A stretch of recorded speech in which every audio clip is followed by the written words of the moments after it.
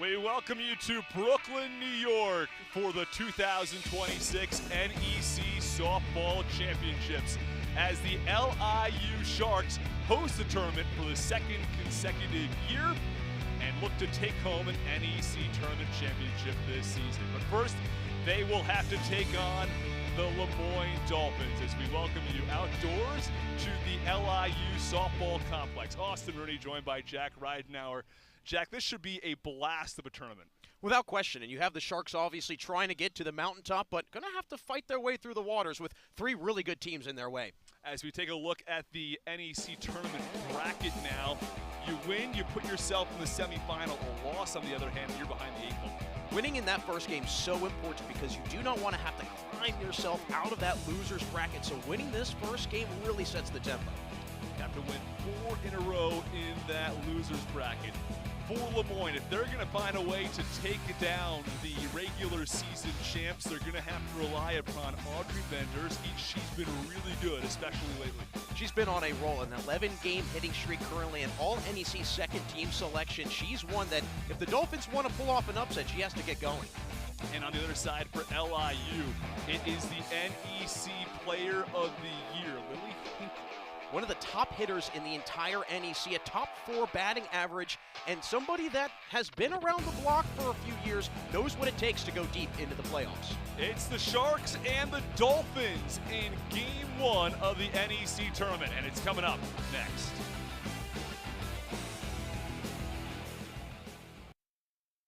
Long Island University, accelerating the exceptional. 39 divisions.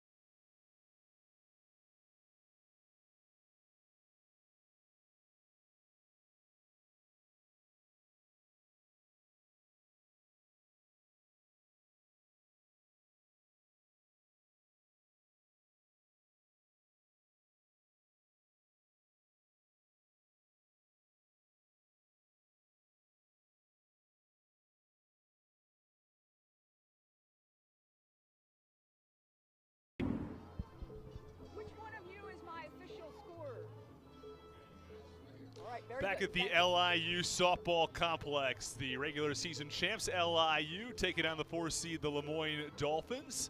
Let's take a look at that Moyne lineup.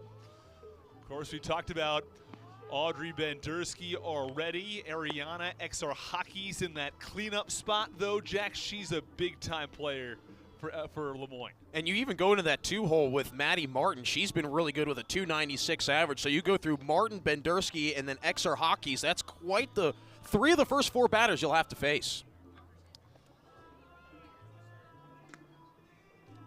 And on the mound for LIU, it is Sarah Wall. She pitched in all 3 games against Le Moyne back in the regular season. 11 2/3 innings, allowed just 5 earned runs. And she's going to be someone that is expected to go at least the distance, at least maybe 6 innings today. First in the NEC in innings pitched. It's going to really be important for these starting pitchers to go as long as they can to limit having to use up arms throughout what is right now a 3-4 day tournament. Kayla Duncurley gets things started for the Dolphins. In conference, Duncurley with a .333 average.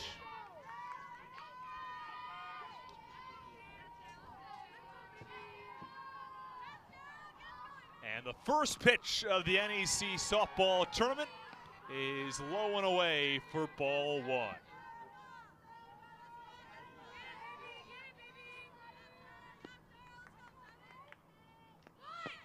Shows bunt. It's low in the count, 2-0. Not the start that Wall wants. Does not go. There's the appeal down to first base, but definitely don't want to fall down 2-0 in the leadoff batter. 2-0 pitch. Lined foul. 2-1. Beautiful day in Brooklyn, New York. Sunny skies overhead. Jack, we were talking about this a little earlier in the week, that the possibility of some weather impacting things, but beautiful today. It looks beautiful tomorrow as well. Yeah, beautiful is certainly an understatement. It's a gorgeous day here in Brooklyn, New York, and I think, Austin, we can both say that's a rarity when it's normally NEC softball. Normally the rain comes in. 2-2s upstairs, and the count runs full at 3-2. Last year it was some Friday night rain that pushed the tournament into Sunday. Had some early morning Sunday softball, but hope we don't have to worry about that this year, as this one is fouled away to the right side.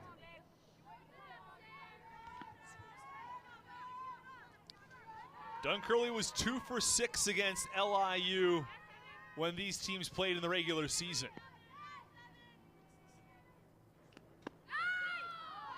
3-2s away, and a leadoff walk for Kayla Duncurley.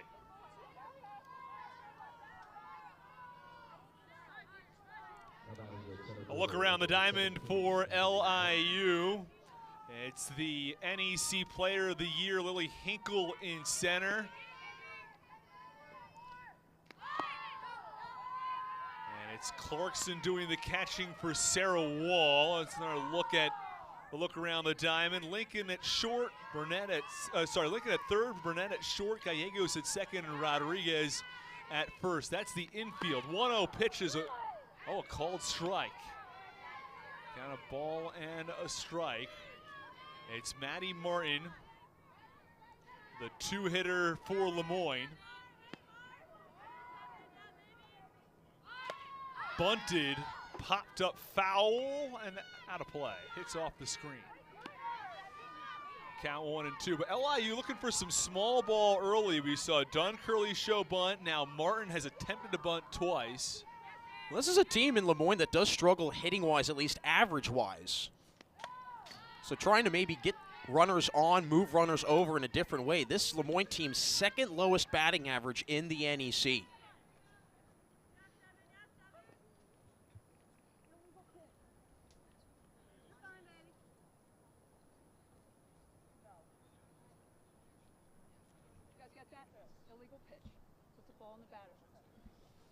So it was an illegal pitch on that last foul ball, which brings the count to 2 balls and 2 strikes. Our home plate umpire, Midge Scholl, making sure that we knew around the diamond. It's Scholl behind home plate. Lloyd Thompson's at first, Rich Landry at second, and Andrew Fee at third. That one fouled away again. Well, Dolphins have definitely tried to spoil some good pitches by Wall early. She's getting into these really deep ball counts, and I think exactly what the Dolphins want to do, drive that pitch count up early. And another foul ball. So Duncurley worked a full count in the first to lead off this ball game, and then Maddie Martin, a very deep 2-2 count. Pitches in the dirt, drop third strike. The throw to first is in time to get Martin. Duncurley advances to second, though, so runner on second and one away. And really good job by the NEC Gold Glover Award winner and Kaylee Clarkson coming up, throwing that ball to first. But for Moyne, great opportunity. You get a runner in scoring position and that lead runner not eliminated.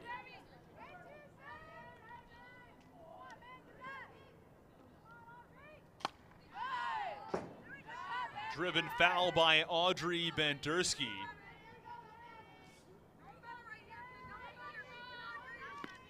Bendersky, a player that certainly packs a punch, top 5 in the NEC and OPS.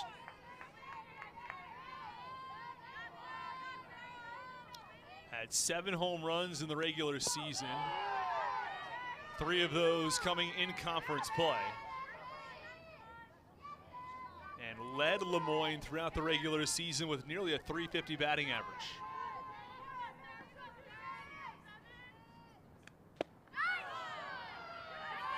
Count 1-2.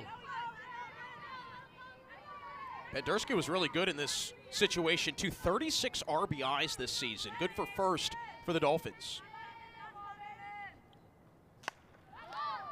Driven to shallow center. Hinkle actually gives way to the shortstop, Hannah Burnett, who makes the catch. And they're 2 away.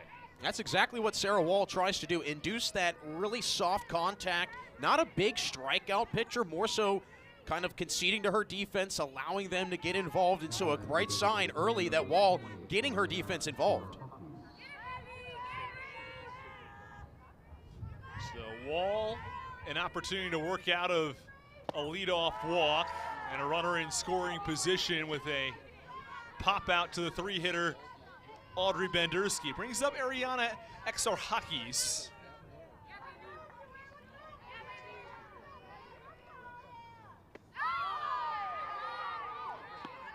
Off-speed pitch in there for a strike. This could be a lost opportunity for the Dolphins should they strand a runner in scoring position. This is an LIU team that does not give way to its opponents often. Ground ball, third base line. It is a foul ball. Home plate umpire mid-shoal making that abundantly clear. It looked as though it could have been extra bases for a moment for Exarchakis. Yeah, it could have been trouble. This ball barely goes foul. Does a great job getting that inside pitch. Hits off of the white on the line. That is close, really close. Ground ball. Wall had some trouble with it. Gathers and throws to first in time for the final out. Well, the Dolphins strand a leadoff walk. No score at the end of the top of the first. LIU coming to that when we come back.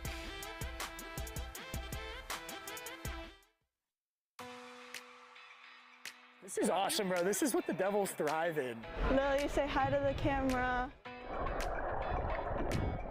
The LIU Sharks are champions.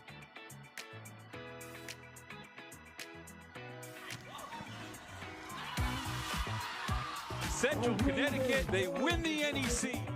There is Paquette, and she somehow beat the shot clock with a scoop. Oh, what a move by Malachi Davis. The Seahawks' first ever NEC Women's Indoor Crown. And the goal for the NEC regular season title. It's Moyne. LIU has done it. Back-to-back championships. The Cougars have won the NEC Championship. With FDU Knights. Absolutely perfect.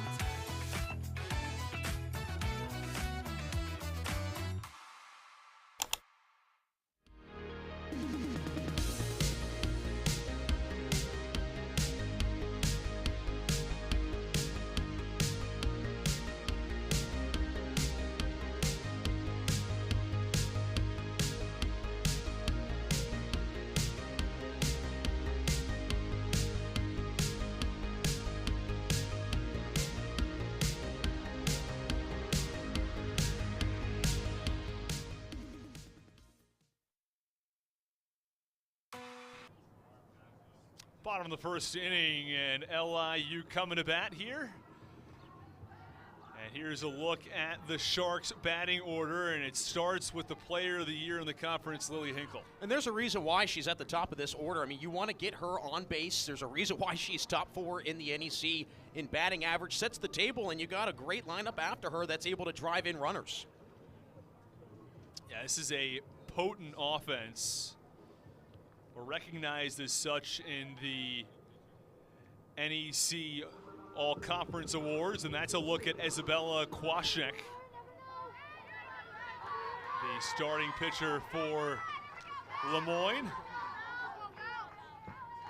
Kwashek had a 3.64 ERA in the regular season, but in conference play specifically, Kwashek had just a 2.46 ERA.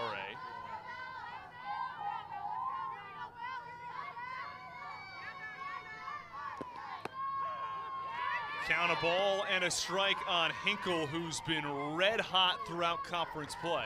Yeah, she has been arguably the best hitter in the NEC. Back-to-back first-team All-NEC selections as well. That one fouled back. Hinkle hit .452 overall in conference play. And in the last 24 games, she's hitting .506.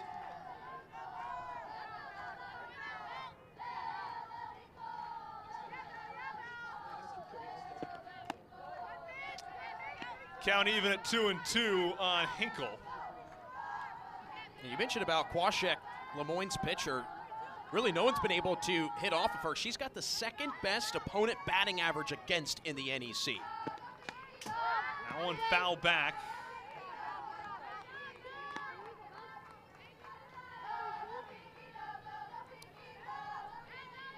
Now allowed just 95 hits in 91 innings for the left-hander.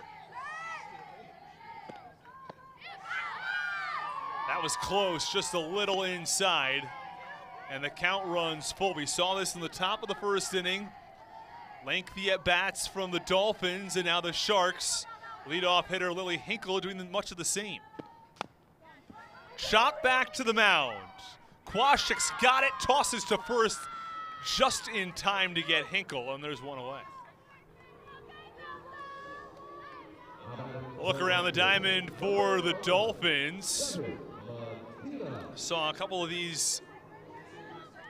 Saw Kwashek on the mound, of course. You saw Curley, who led off the game with the walk. She's out in left field.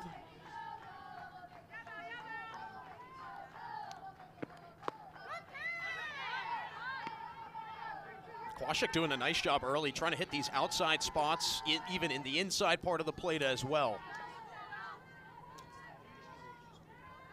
Devin Medina. Line drive up the middle. It's the first hit of this ball game, and it's going to go all the way to the wall. Slides into second with a one-out double. Well struck ball by Medina. Just had a pitch that goes right over the zone and drives it right back up the middle. And it felt like that at-bat with Lily Hinkle exposed a lot of what Kwashek is going to try and throw today. And then Medina able to follow up, see a pitch that she likes, and the Sharks threatening early.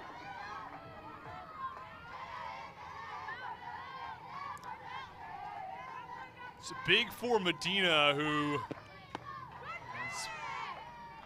pitches a strike on the three-hitter Jenny Rodriguez.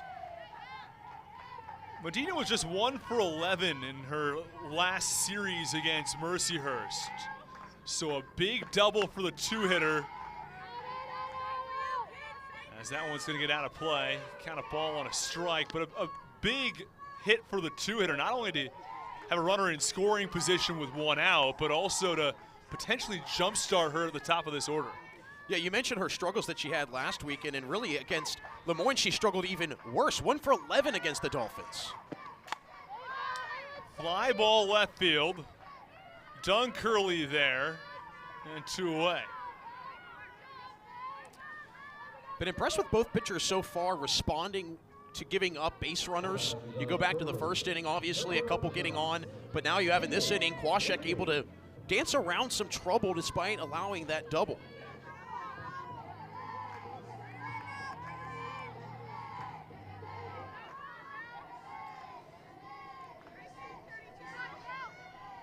Here's Jaden Lincoln.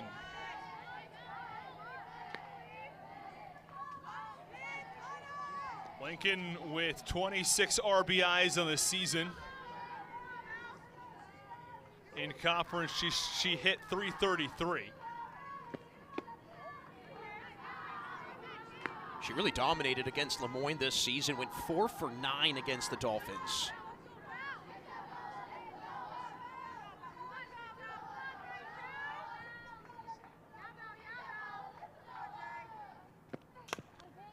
On the ground, a short.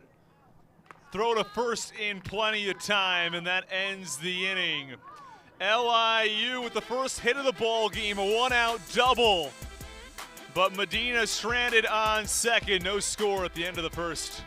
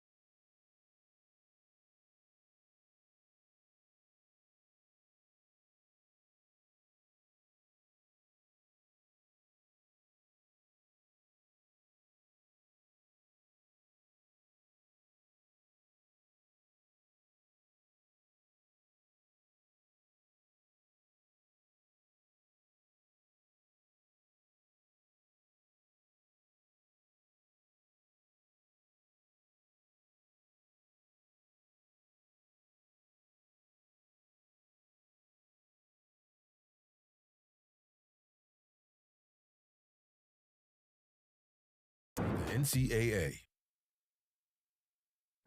Barth's Market is your full. Hey fans, you can follow the NEC on all your favorite social media sites. Get exclusive NEC content and interact with X on Instagram. Interact on X, Instagram, TikTok, Facebook, and YouTube by heading over to NEC Sports. Also, be sure to check out the NEC's official website at necsports.com, where you'll find all the latest news and notes from around the league. At NEC Sports.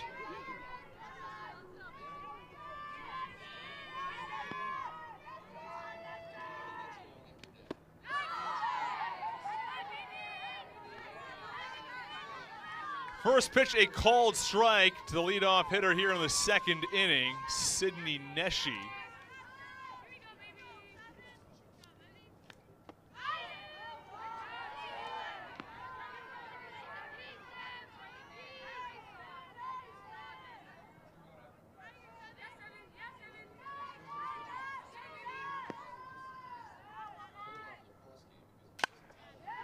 On the ground, third. Lincoln to first in plenty of time.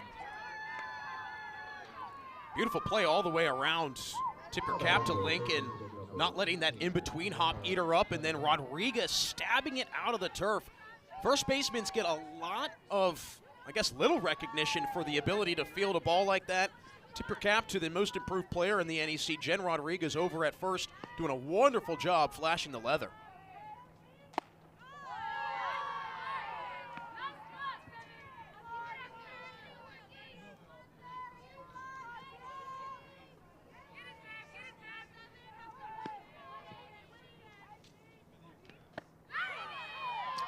In there for a called strike on Chiana Benamati.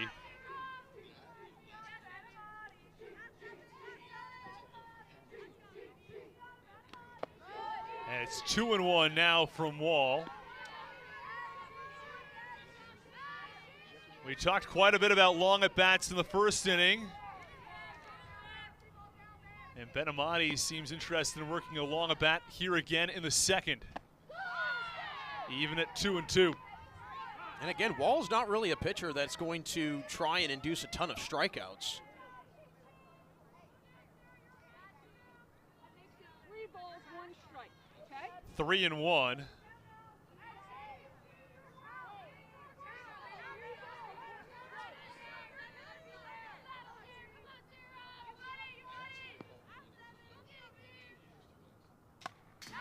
And now the count full at 3-2.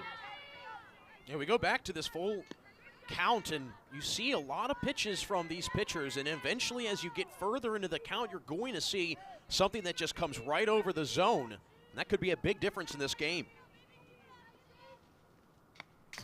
Foul back yet again.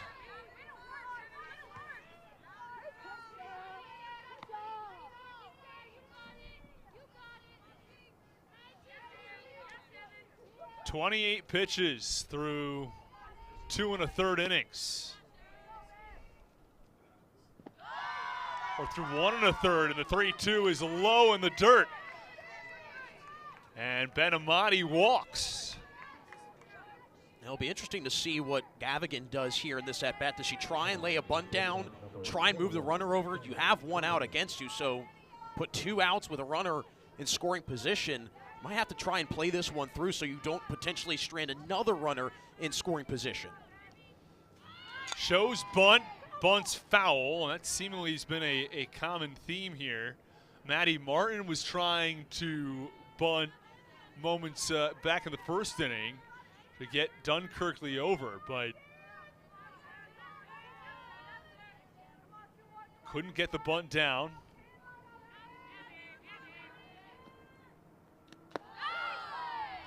And the count 0-2 very quickly on Shannon Gavigan. I'm sure that first pitch that she saw she would love to have back, now kind of a wasted strike for her. So that would have most likely been ball 1.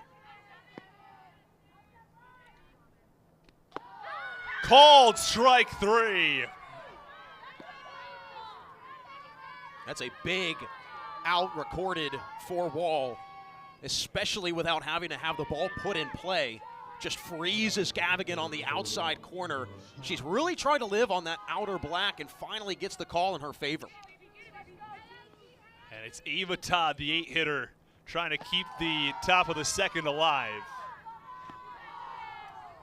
I'll keep mentioning it, Austin. You cannot waste getting runners on in this type of ball game, especially this type of season where you're in postseason play. These runners could come back to haunt them. Both teams left a runner in scoring position back in the first inning. For Lemoyne, there's Benamati on first with 2 away.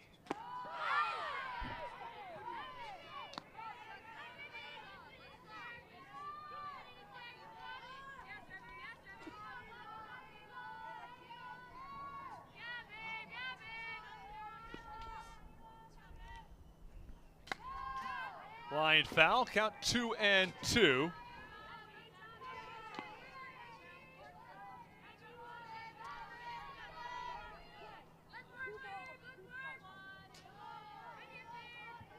Eva Todd trying to keep the inning alive.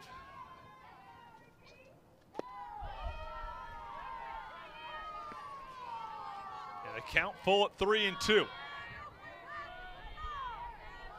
Todd doesn't walk much, just 4 walks this season. She's been really strikeout prone. The team high 27. 3-2. And that is low. Ball 4, just her 5th walk of the season. And Lemoyne with 2 on and 2 out for Avery Lynn, the 9-hitter. Yeah, last thing you want to have if you're LIU is having Lynn reach, and then you've got the top of the order due with Dunkerley standing in the on-deck circle. This feels like a pretty big moment early in this ball game, especially with Lemoyne now getting 2 runners on in the second inning. Eventually, it feels like something's going to give way here for the Dolphins. Avery Lynn hit .356 in conference play.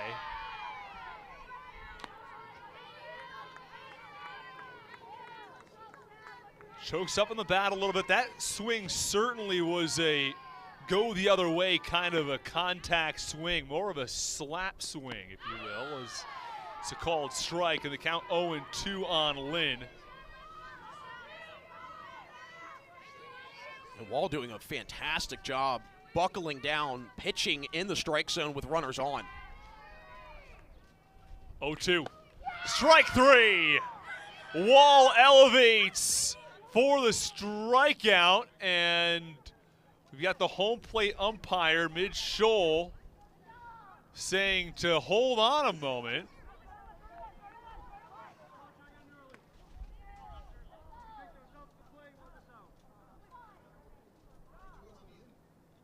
And it does appear as though the umpires are now saying out nonetheless.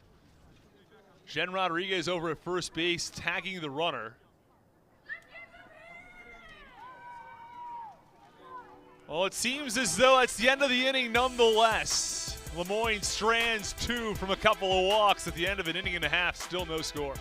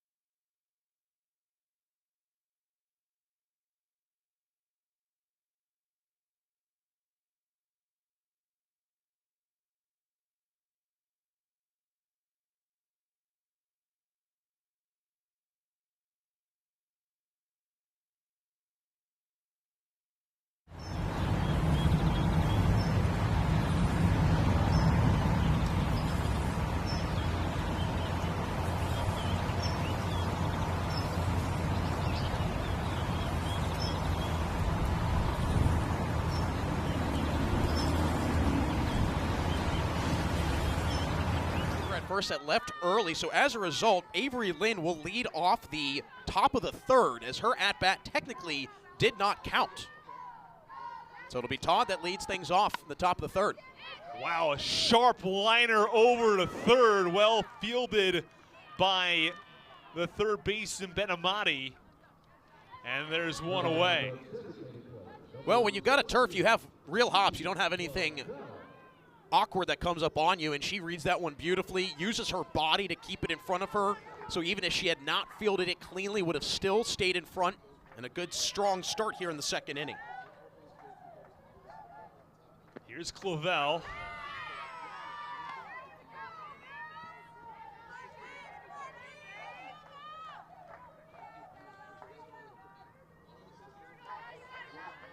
Clavel's been hitting really well recently.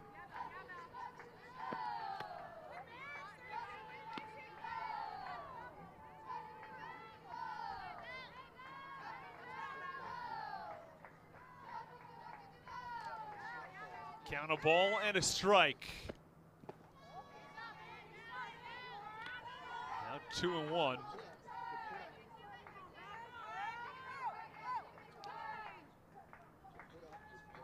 Clavel hitting 316 in conference. And now there's a meeting at the mound with Isabella Kwasek. Falling behind a few counts here.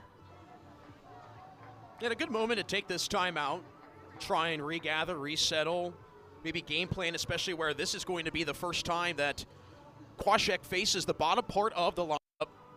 And it's so important because you do not want to allow the bottom part of the lineup to come to life and then allow for players like Hinkle, Medina, and Rodriguez, who those first three batters in the batting order, to have basically their pick of who they want to drive in. So this is a big moment here for Moyne to try and, again, limit as much damage as possible. Base paths remain empty. And the 2-1 is just a little away, and the count 3-1. That's a tough break for Kwasek because both her and Wall have, at times, gotten that call on the outer edge. Line foul. The count runs full at 3 balls and 2 strikes.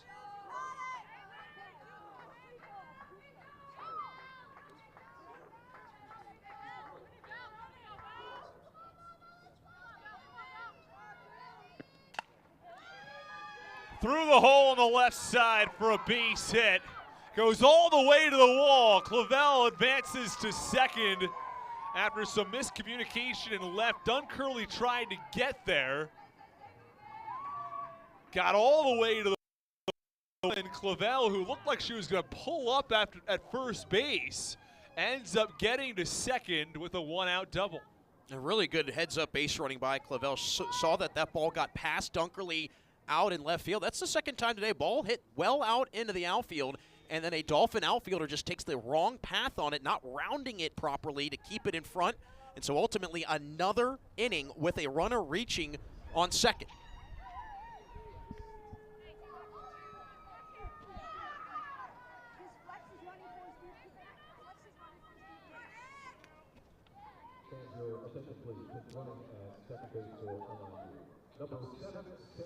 And Sarah Wall, who is the pitcher for LIU, is also the flex in this game and will be pinch running for Clavel.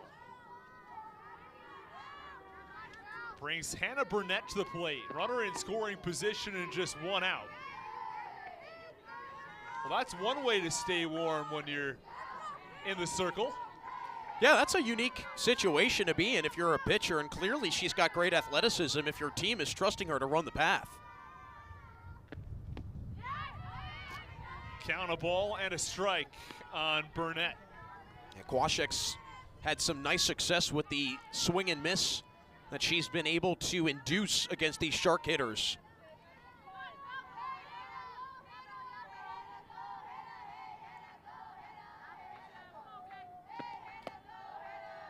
Count 2-1.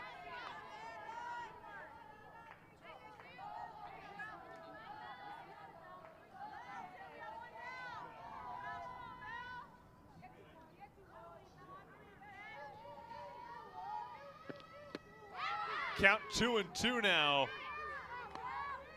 on Burnett. And Kwasek could really use a strikeout with a runner in scoring position. Top of the order, right around the corner. Burnett's the 7 hitter. Grounded foul. This inning eerily similar to how the first inning went. A ground out and then the double before the fly out and ground out ended that first inning. And for Kwasek, if she can get this second out, that confidence has to skyrocket. Talk about the depth of this LIU order, though, as that ball's on the ground to short. Gavig into first, and they're 2 away.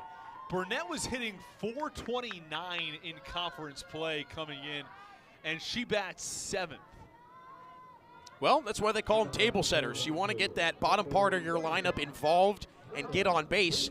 There's a reason why players like Hinkle, Medina, Rodriguez, Jaden Lincoln all have had really good seasons. If you can have a strong 6, 7, 8, 9 hole hitters, really your 9 hole hitter is essentially a pseudo leadoff hitter because your 9-hole gets aboard, all of a sudden top of the order, and now you can really have your pick and your selection of what you want to do. How do you move those runners over? So having a really strong part of your lineup towards the bottom, and a lot of players I think feel, wow, I'm hitting 7th or wow, I'm hitting 8th.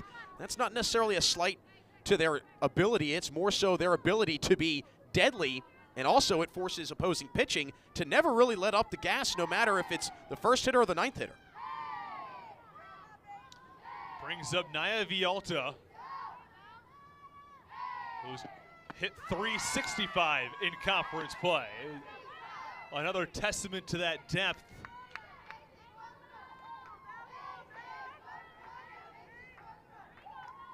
.354 overall this season. And an opportunity to drive in the runner on third base. That's Gigi Clavel. You mentioned that .354 average. That is second on the Sharks roster behind the Player of the Year in Hinkle. So to just further the point, second best hitter is your 8-hole hitter. Line drive through the hole on the left side. Wall scores. It's an RBI single for Naya Vialta. And the Sharks, the regular season champs, are on the board first.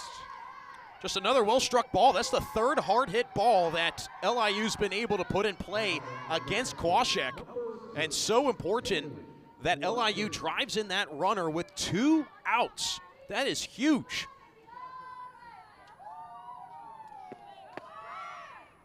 Runner goes on the pitch. And Vialta steals second successfully, despite the swing and the miss from Kaylee Clarkson.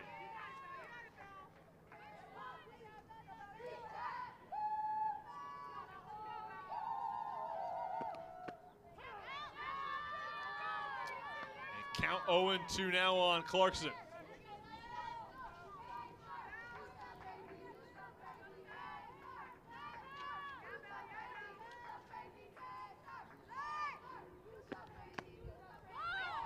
Two twos up and away. And she's been gifted that call at times. Been impressed with both her and Wall's ability to use every single part of that strike zone.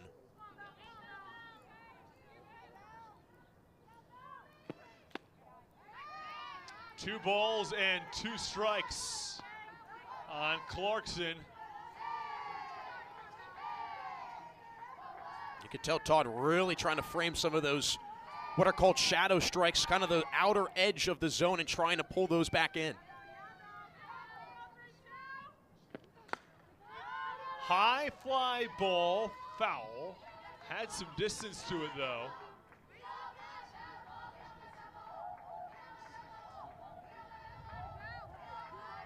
Clarkson has some power. 6 home runs in the regular season.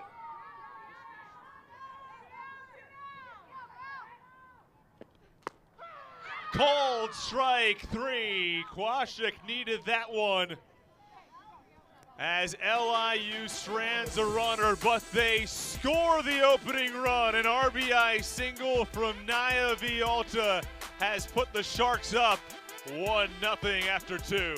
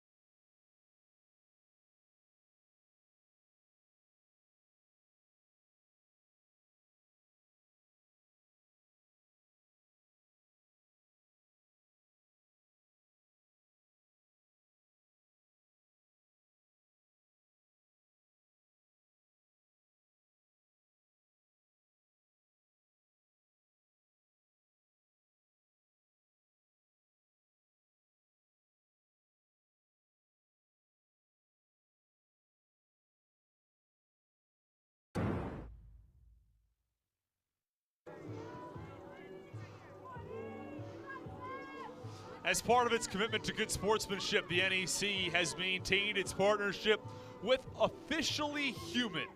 It's an organization that emphasizes treating all officials with respect. To learn more about this initiative, visit officiallyhuman.com. We've heard from our umpires quite a few times today. Midge Scholl made a couple of astute calls, especially on the current batter, Avery Lynn, who appeared to strike out to end the second inning, but instead, the call was that Ava Todd, who was on first base, had left early. So a driven foul.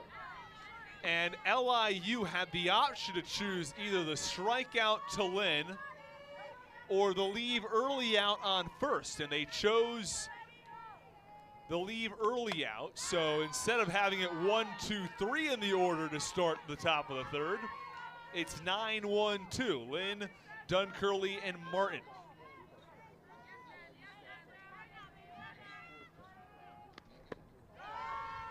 Count 2 and 2 now on Lynn. Yeah, something like that where you're taking off before you're allowed to. Unforced errors, self-inflicted wounds. You can't allow that to happen because, let's face it, strikeout did happen, but that strikeout doesn't happen. That inning could have continued.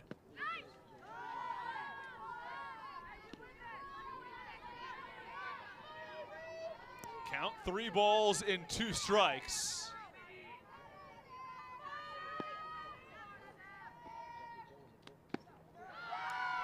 And that's ball 4. It's the 4th walk from Sarah Wall so far today.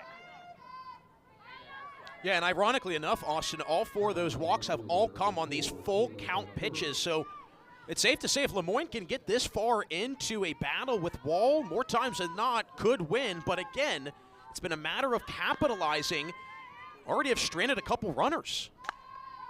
Fly ball to right. Drifting back, Vialta's there. And there's one away. That's got to feel great for Sarah Wall. Throws 1 pitch and gets an out. First time today she's had something like that occur.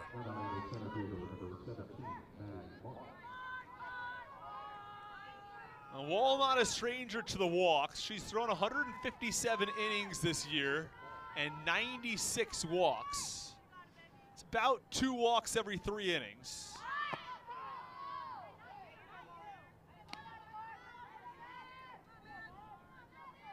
That's what it averages out to, but today 4 walks in the first, 2 1/3. Still no hits to show for it though from Moyne. No runs either. As the count a ball and a strike on the two-hitter, Maddie Martin. And we talked about at the top of the broadcast how important winning this first game is. The loser has to fight its way back and basically backed into a corner the rest of the weekend. Bunt fielded by Wall. The toss to first is in time.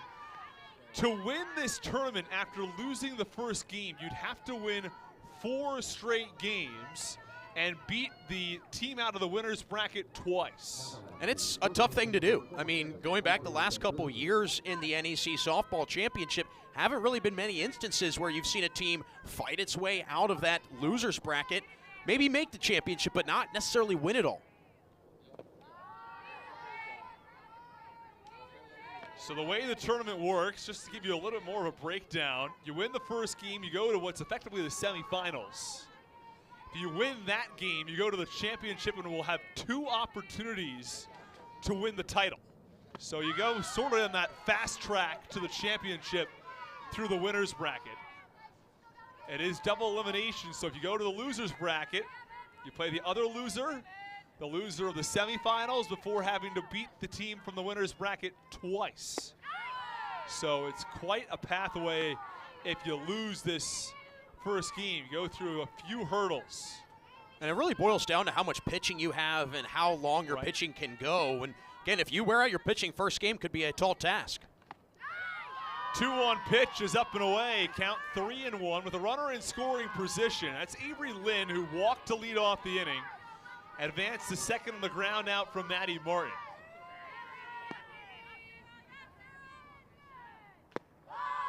And that's the 5th walk of this game.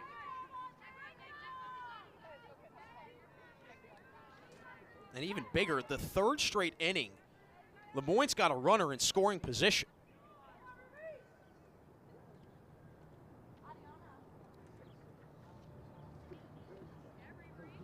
51 pitches thrown through 2 2/3 from Wall. That's certainly not how she probably drew it up. You look at the rest of this rotation, Ava Fairbanks, Gigi Clavel have both been very reliable options. But again, when the top of your rotation is not necessarily, I would say, struggling in this sense, but certainly laboring, that could mean that later in this ballgame for Lemoyne could have an opportunity to strike. But again, though, how many chances and how many times will the door be swung open for the Dolphins?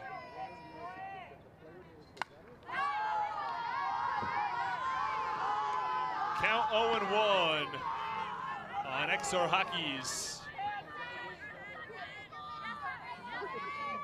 They always say the third time through the lineup, that's where an opposing team really figures out the pitching, and it's currently third time through the lineup.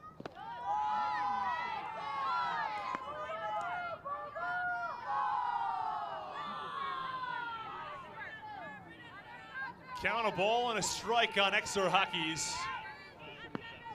Lynn on second, Bendersky on first. On driven foul.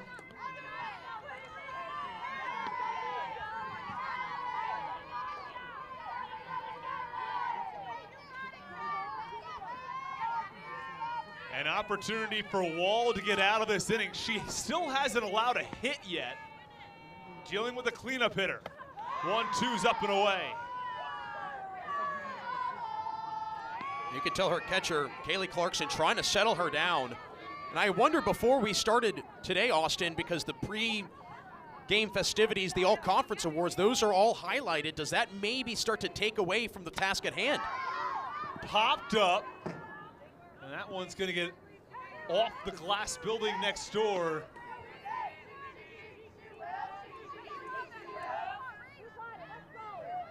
The LIU softball complex in a unique area,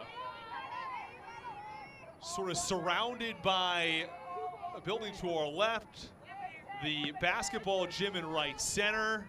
2-2, called strike 3.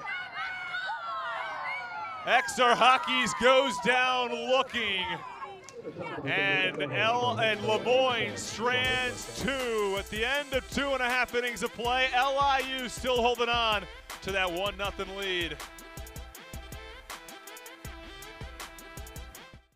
Long Island University, accelerating the exceptional. 39 Division I teams, one of the most in the NCAA. Over 150 majors, from the sciences, business, and the arts to the future of technology. Ranked in the top 7% nationwide for research. Over 16,000 students, with campuses in Brooklyn, Long Island, and around the world. This is LIU. This is where you grow, not just in knowledge, but in character. Where you find your voice, your fire, your calling.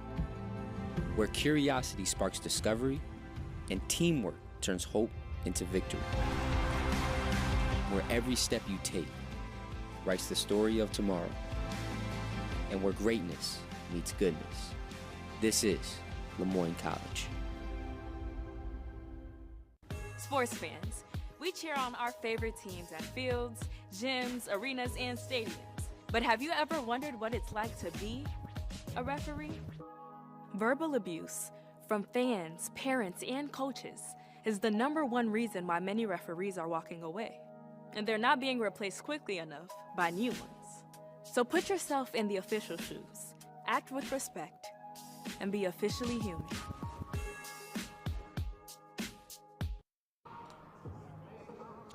NEC Front Row is the official online digital network of the NEC with live HD webcasts, highlight packages, and more. This is a one-stop destination for league fans. Also, the NEC On the Run streaming app is available for Apple TV, Roku, Amazon Fire, and Android TV, as well as iOS and Android mobile devices. Best of all, the NEC Front Row content is always free. Enjoy the best seat in the house at necfrontrow.com. Gotta have that NEC on the Run app. I have it on my TV. I've got it on my phone. You can always catch your NEC content.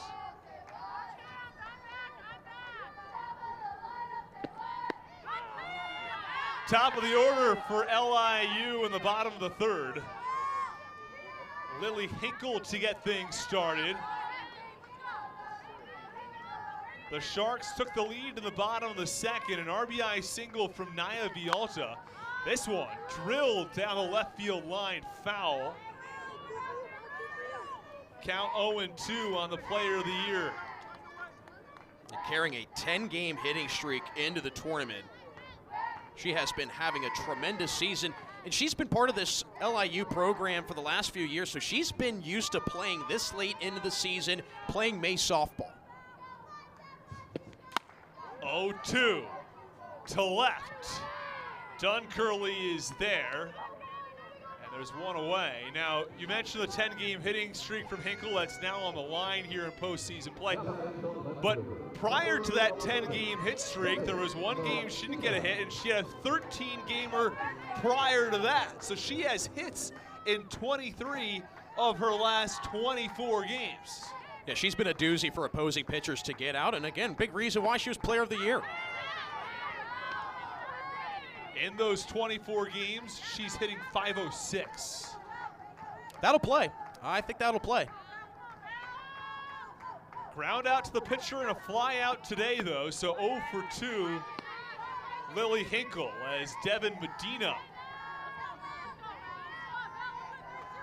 who has a double, was stranded on second base, though. Count 2-1. One of 2 extra base hits off of Quashik today, the other coming from Gigi Clavel.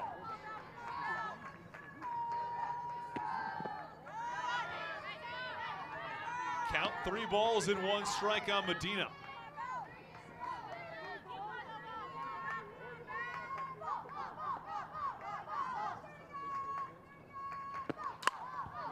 Line drive, right center, it's a base hit. Medina 2 for 2, a double and a single, and there's a 1-out base runner for the Sharks. And you mentioned the depth of this LIU team. We talk so much about Player of the Years, all conference nods, but it can be those maybe third or fourth options, second options even at times. And Medina comes up with a massive hit. Might not be hitting great percentage-wise on the season, but she finds a pitch that, again, comes right over the strike zone. And for Quashik, that's another pitch that she's left floating over for a hitter to take advantage of.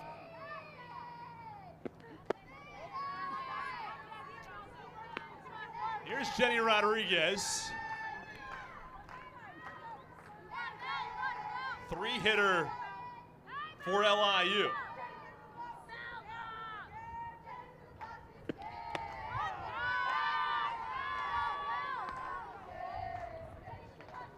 Rodriguez has had a very interesting path to LIU. Previously came from the Division III ranks, where she dominated in Division III. Played at Utica College. Fly ball, left center, well hit on the run. It bounces and goes over the wall. It's a ground rule double, or an automatic double for Jenny Rodriguez. And there are runners on second and third. Typically, there are some qualifications on what rules is a ground rule versus automatic double. Either way, one hops over the wall for Rodriguez. That one nearly got out of here. Yeah, I was actually surprised that didn't go a little bit further. Obviously a windy day and the wind kind of coming in, so might have a little bit of an effect on these balls hit in the air. But either way, that's another ball that I felt that for Lemoyne's Dunkerley did not play it great and misjudged it. And you wonder maybe if the sun shining right in her face could be having an impact.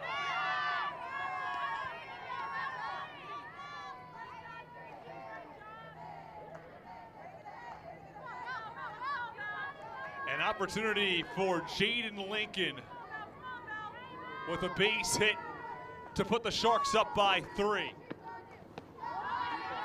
Count a ball and a strike.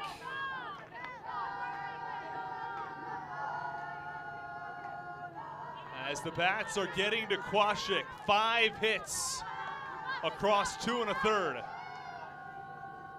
Not to mention, a lot of these balls have been well struck, hard contact. There's something LIU is liking at the plate.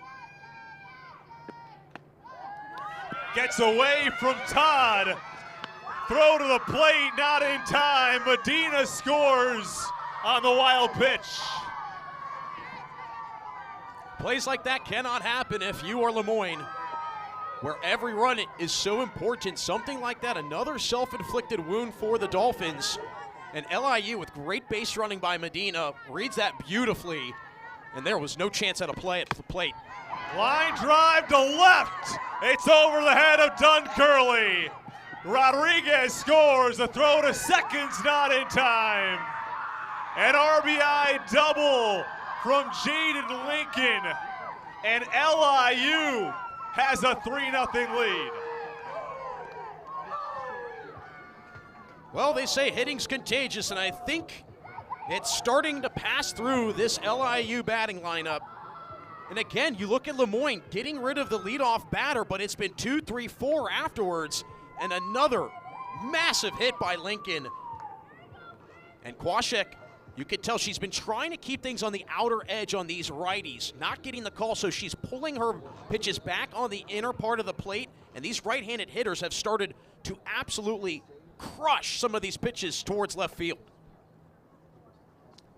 3 straight hits for the Sharks, including 2 extra base hits, and 2 runs have scored here in the third. It's a 3-0 lead from LIU, and we're starting to see the differences, Jack, between what LIU's been able to do in driving in runners and Lemoyne's runners left on base. It's been a big issue for the Dolphins. You got 4 runners left on base, not including the runner that left early. But you have an LIU team that's #1 in the NEC in RBIs, and have certainly showed that off here today. Not to mention Lemoyne's still looking for their first hit.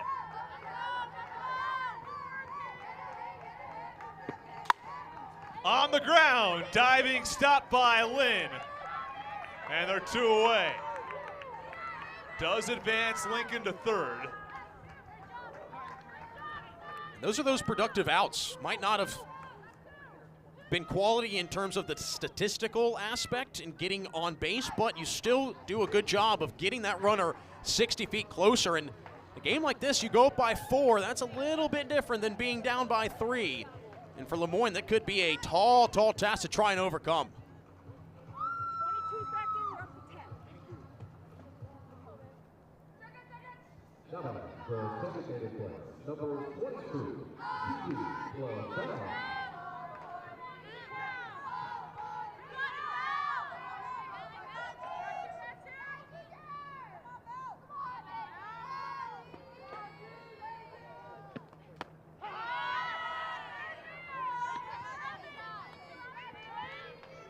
Called strike on Clavel, who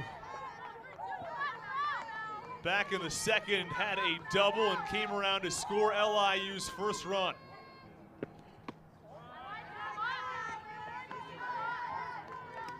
One and one on a terrific sunny day. The shadows are between the pitcher circle and the batter's box, but the LIU batters have not seemed to have any issue with this. No, and I think the biggest problem has been actually the sun out in the outfield. I mentioned how Kayla Dunkerley's had a couple issues out in left field, and it makes you wonder, the sun is shining right directly into left field. Called strike 3. Clavel goes down looking, but not before LIU scores 2. An RBI single from Jaden Lincoln, and the Sharks have a 3-0 lead.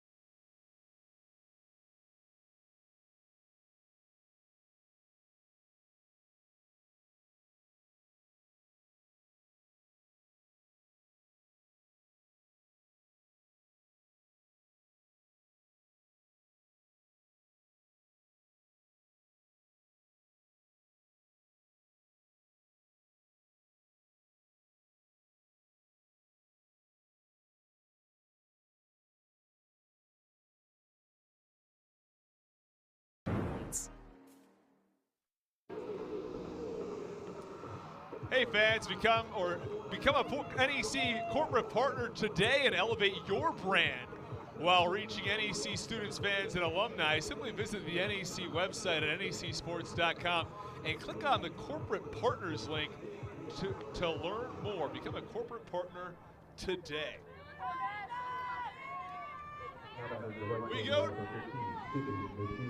We go to the top of the fourth. Moyne trailing by 3. And it is the 5, 6, and 7 hitters due up. Neshi, Benamati, and Gavigan.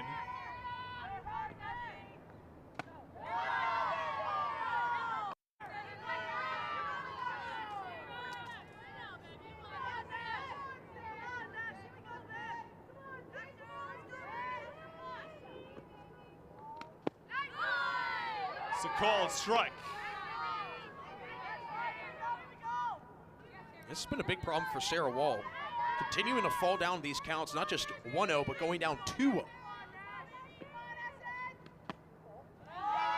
3-1. That's her 61st pitch so far of the day. And Jack, we were talking about this between innings about, softball's not the same as baseball. You think, okay, baseball, 85, 100 pitches, got to be out and got to wait 4 days. Not the same. This one has popped up. Lincoln's got it, 1 away. But still, there is an impact. And Wall has not thrown more than 103 pitches in a game this year, which is sort of to characterize the idea that she might not go the distance if this pitch count remains high. And it could be a problem because then you have to go to your bullpen. You have to wonder, okay, who's our next player? And this LIU's pitching staff doesn't have a ton of experience pitching in late season playoff softball. So that could be something to watch too. How kind of the fortitude mentally and the focus by this LIU bullpen kind of has to come in and maybe shut things down.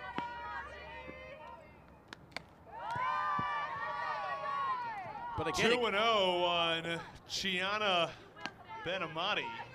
And again, just another 2-ball count here that Wall puts herself into. She's helped herself out with getting a lot of soft contact, but the walks have certainly been a problem.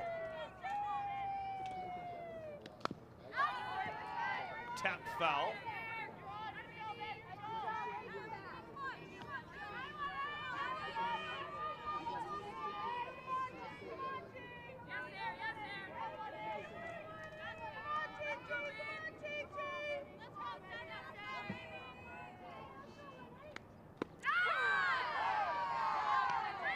Off-speed pitch. Left Benamati looking.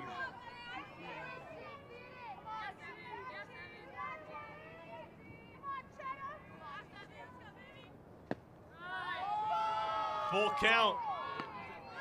3-1 count on Neshi, and now a 3-2 count on Benamati to start the top of the fourth.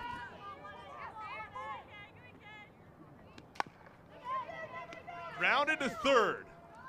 Throw to first in time. Lincoln's been busy in the top of the fourth. And there are 2 away. Great defense by Lincoln, shuffling her feet over, keeping, again, her shoulders, hips square in front of her, making sure that ball stays in front. Doesn't go for the backhand, which I think a lot of players inherently would do, but stays with the fundamentals. Called strike against Gavigan. It's what Sarah Wall has struggled with, those first pitch strikes.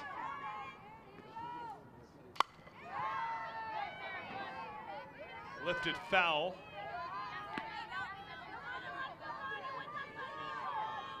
And an opportunity for Wall to have her first 1-2-3 inning in the top of the fourth.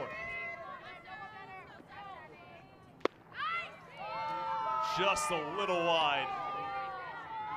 Clarkson has been putting in incredible work behind the plate, framing some of these pitches, or at least trying to. And a great job by Wall there. Clarkson set up outside. She put a beautiful ball on the plate. Strike 3. Gavigan goes down swinging. It's Wall's third strikeout and her first 1-2-3 inning of the game. LIU up by 3 going to the bottom of the 4th.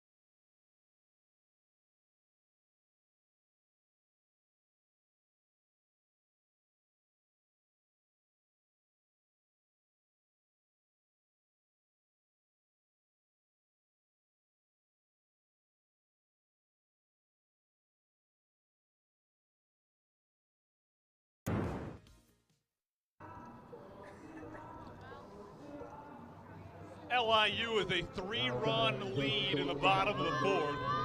Brings up 7, 8, and 9 in the Sharks order.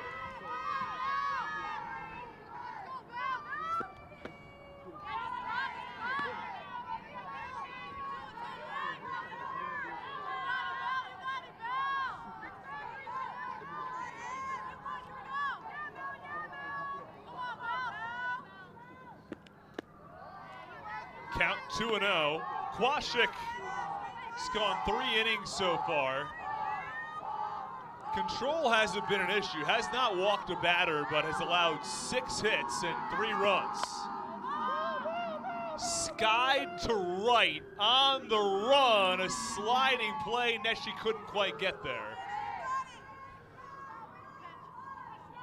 And of those 6 hits that she's allowed, 4 of them have been doubles. So not only allowing those hits, but allowing big-time hits. And it makes you wonder if one of these LIU hitters gets a hold of one, it could be gone.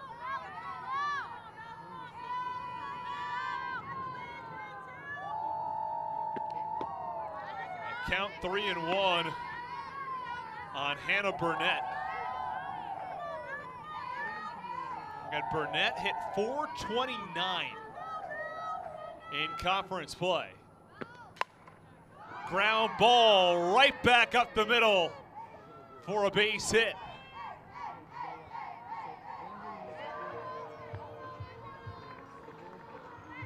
And you can start to see some of the frustration from Kwasik after that last hit. Yeah, it could be one where I feel she thinks to herself, I could have had that one back if I had just dropped the glove a little bit faster. Obviously, easier said than done with how well hit that ball was. But either way, for LIU, that's the first time today the Sharks have the leadoff batter aboard. That is huge to start in this inning. You carry that momentum from the 3rd with those 2 runs, and now you get the leadoff batter. I mean, things are starting to kind of unravel here for Moyne.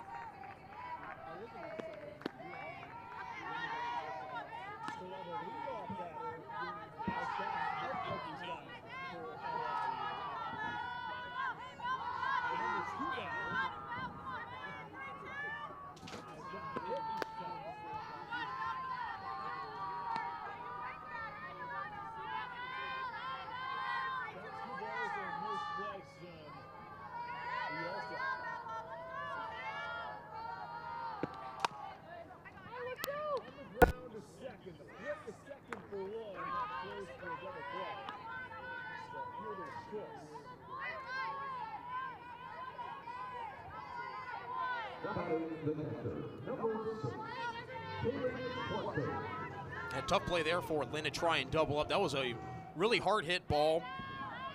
And you have some good speed out on the base path. And ultimately Could not turn two.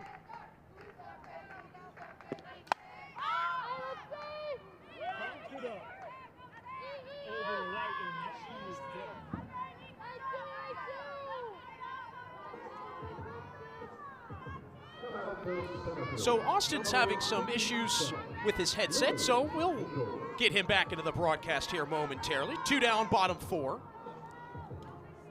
Lily Hinkle at the top of the order.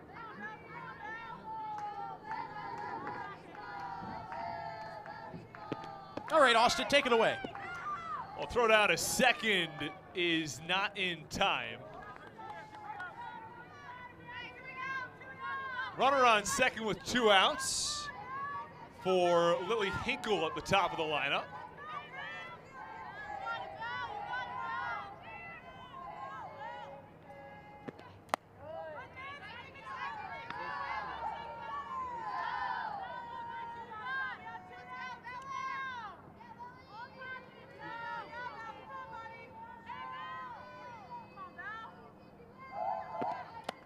And now 3-0. Also makes you wonder if that missed double play ball at second starting to also eat away at Kwashek's mental focus out in the circle.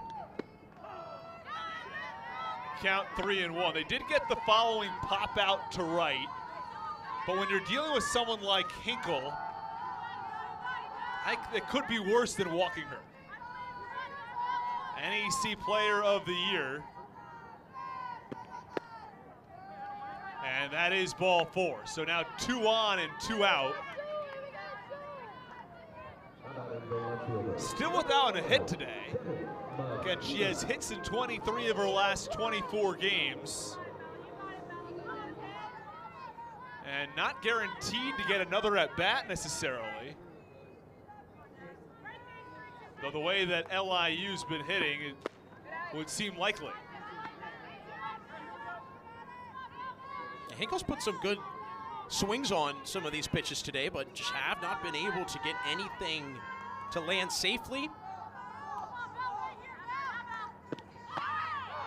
Runners go on a double steal on the called strike. And now 2 in scoring position with 2 out. This is a big moment where LIU with a base hit here from Medina could make a 3-run game a 5-run game. Line drive, third base line, it's extra bases. It is a 5-run game. Devin Medina with a 3-hit game and drives in 2 to put the Sharks up by 5. That right there feels like the dam is bursting for LIU offensively. Things starting to flow. And the Sharks getting 2 in scoring position. That small ball in beautiful full effect. And there was no time wasted on the path by either Vialta or Hinkle. And that will do it for Isabella Kwashek as a pitching change, as Danny Simpson will be entering when we come back. The LIU Sharks up by 5 here in the bottom of the 4th.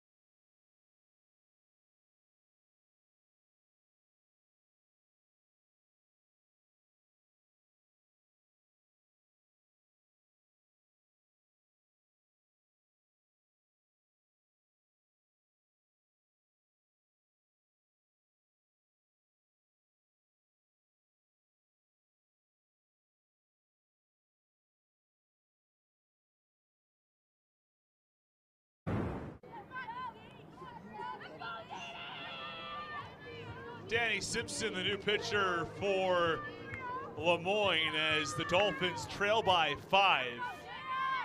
Still a runner on second base with 2 outs. That's Devin Medina, who had her second extra base hit of the game. Gets away from the catcher, Todd, and Medina advances to third.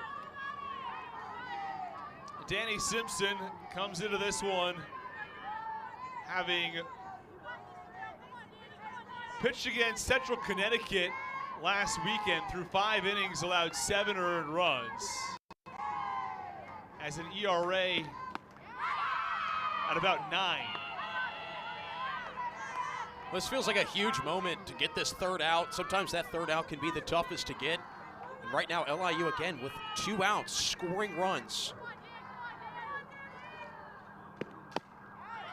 Tapper, throw to first, not in time. It's going to be a base hit and an RBI as Jenny Rodriguez tapped it right between the pitcher Simpson and the catcher Todd.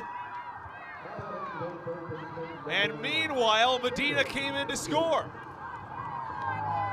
Well, the swinging bunt works. And again, this 2-out Lightning. There's something to be said about a team that can come to life with 2 outs and just continue to extend the inning. Called strike.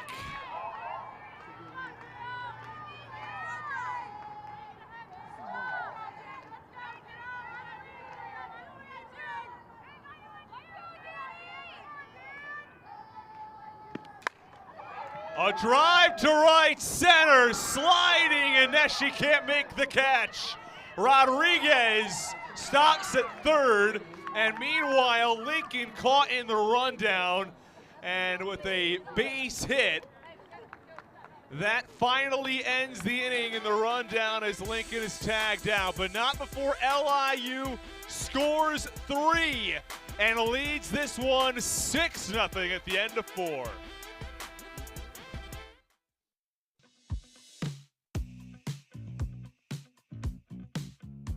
Behind the back shot there. That was incredible by Natalie Kudu. Burns, she got the kill. Blocked away. Oh, what a save. It's the bell all the way to the end zone. Touchdown. The 2025 FDU Knights Women's Basketball Conference champions. Piccolo's gonna try the shot. Oh, what a goal! Avon Prince from Chicago State wins the 800 meters. Davis tiptoes, nice steal. Here's Gordon in transition. Riley Ferretti wins the 2025 Cross Country Championship.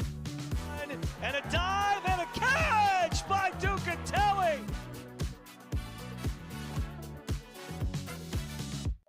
Sports fans, we pack stadiums, arenas, and local gyms every day. And every sports fan is uniquely human. Seeing each play with your own eyes, triggering your own emotions. And as humans, we won't agree on every call, but we can act with empathy and consideration. So put yourself in the official shoes. Be more than a fan. Be officially human.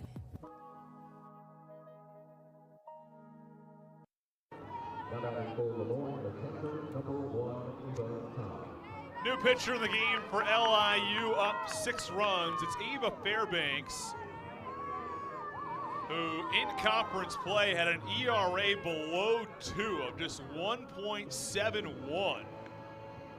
On the year has an ERA of 4.6, but looking to finish this game for the Sharks and advance to what is, in some sense, the semifinal game through the winner's bracket. And Jack, we've talked about it already, just how important it is to win this first game. It can really put you behind the 8 ball if you lose this first game because, again, we've talked about it, how you have to basically win out the rest of the way. But not only that, you're probably having to change a lot of things you're used to in order to find some sort of solution.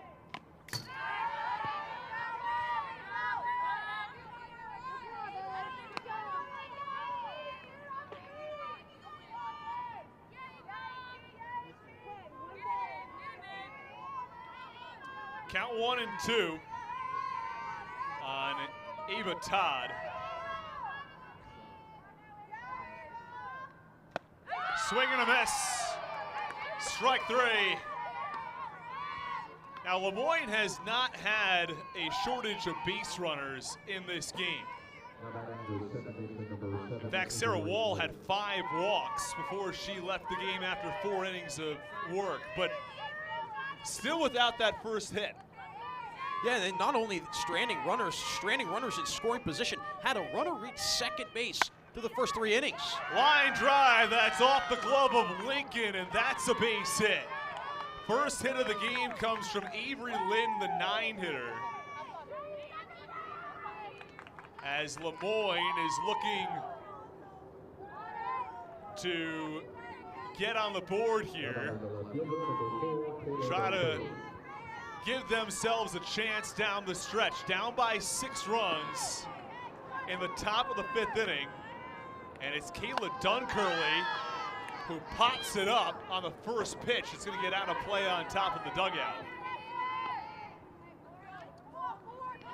This becomes such a pivotal inning for Lemoyne because should LIU tack on 2 more in the next half inning, the bottom of the 5th, this ball game ends with the mercy rule. So this becomes paramount for the Dolphins to get somebody on.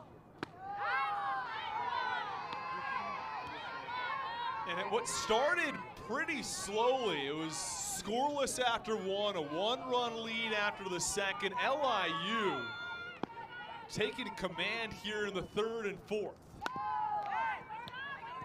It's been gradual. 0 in the 1st from LIU, 1 in the 2nd, 2 in the 3rd, 3 in the 4th. They can't score 4 in the 5th. That would be the end of the game before that could happen. But so you're hitting a grand slam or something. Certainly trending that way, though.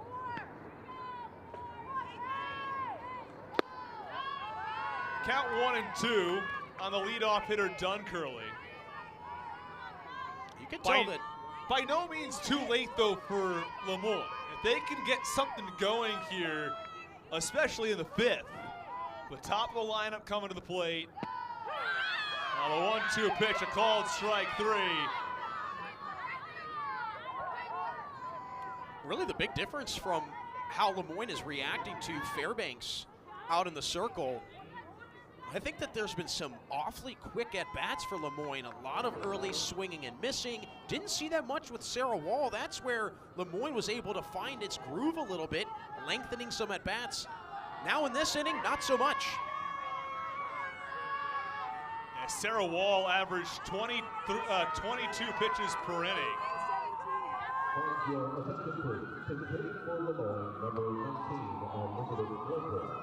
And Elizabeth Gleghorn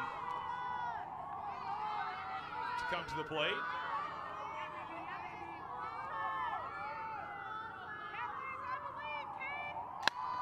First pitch swinging, drilled to right center. This one is off the wall. Lynn rounds 3rd. She scores an RBI double from the pinch hitter Gleghorn, and Lemoyne is on the board. Well, wasting no time, and a great call by head coach Tracy Roman to insert Gleghorn, who was an all-rookie pick this year in the NEC. One pitch that she liked, elevated in the zone, and absolutely mashed it.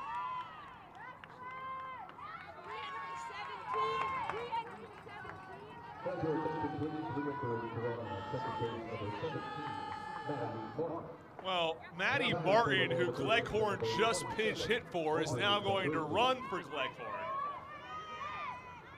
An RBI double. Lemoyne now on the board here in the 5th.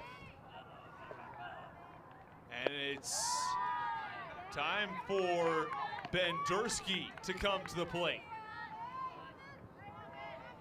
An opportunity to cut further into this lead with the 3 and 4 hitters due up. That's a called strike. Count 1 and 1. You talk about swinging early in counts, Jack, and that's exactly what we saw with Gleghorn. First pitch, drilled to right center. I thought that might get out of here. I thought it was going to catch a wind tunnel as well. Ground ball up the middle, a base hit. Martin around third. She'll score an RBI single from Audrey Bendersky. And it's a 6-2 ball game. And a little bit of life here from the Dolphins. And it looks like another pinch hitter gets set to come in. Clearly, the bench here for the Dolphins coming to life and being a little spark.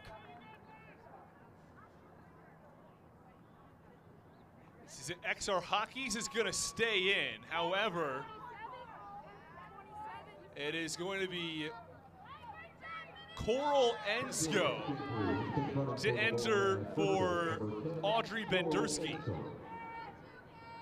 Well, I mentioned, Austin, hitting's contagious, and I think it certainly has started to become contagious. Hey, 3 hits in this inning for Lemoyne certainly has found itself back in this ballgame. Yeah, it's gone from a question about the mercy rule in the bottom of the 5th to much more a question about, can Lemoyne really get themselves back into this game?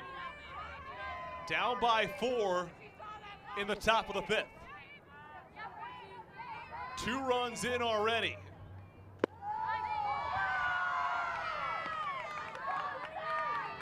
You can tell as Fairbanks has started to get touched up some, her focus starting to waver and missing on that outer lower part of the zone.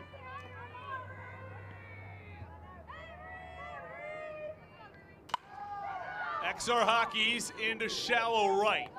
Vialta's there, she makes the catch, and that will do it for the top of the 5th, but not before the Dolphins score 2. An RBI double from Elizabeth Gleghorn and a single from Bendersky, and it's a ball game here in the bottom of the 5th.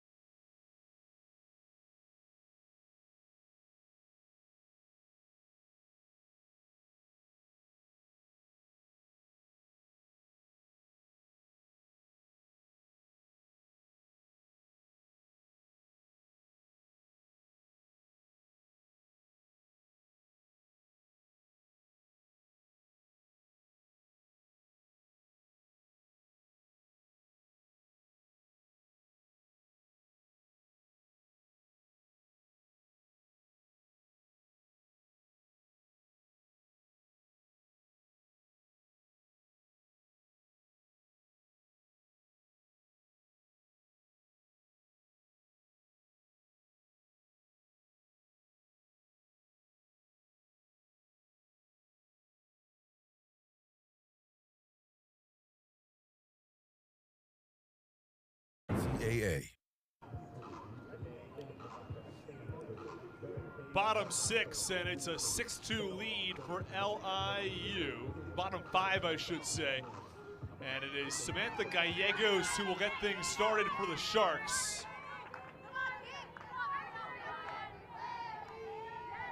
Gallegos followed by Clavel and Burnett here in the 5th. Danny Simpson remains in the game for Lemoyne.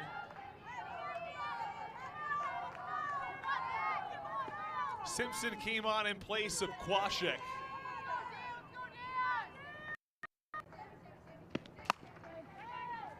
On the ground is second. And there's one away in the bottom of the 5th.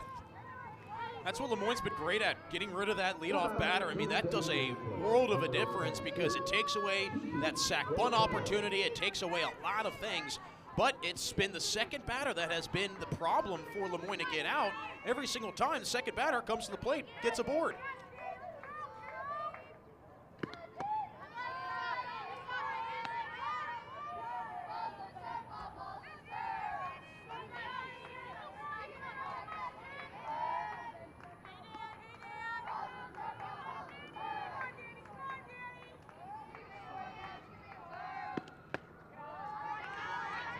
Count 2-0. on Gigi Clavel.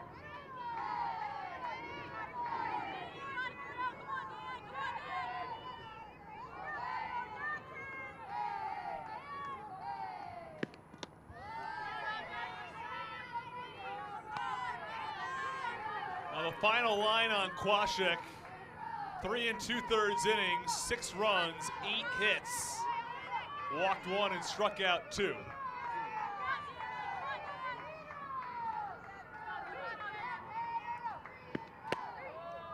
Three-0 pitches inside. It's ball 4 for Clavel.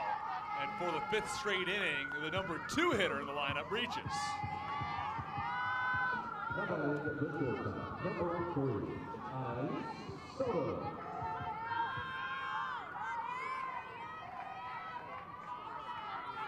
Anais Soto comes to the plate for the Sharks.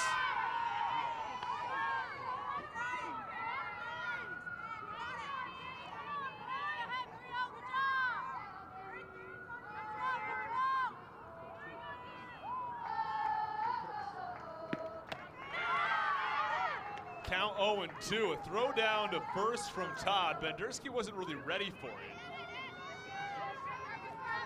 That's a big break there for Lemoyne. That ball goes down the line into right. All of a sudden, Clavel's in scoring position.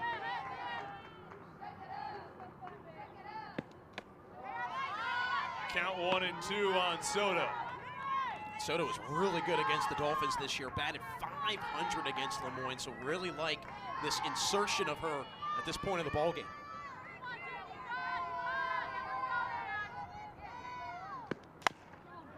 Chopper to short, toss to second for 1, back to first. Didn't bother with the throw. So a fielder's choice from Soto.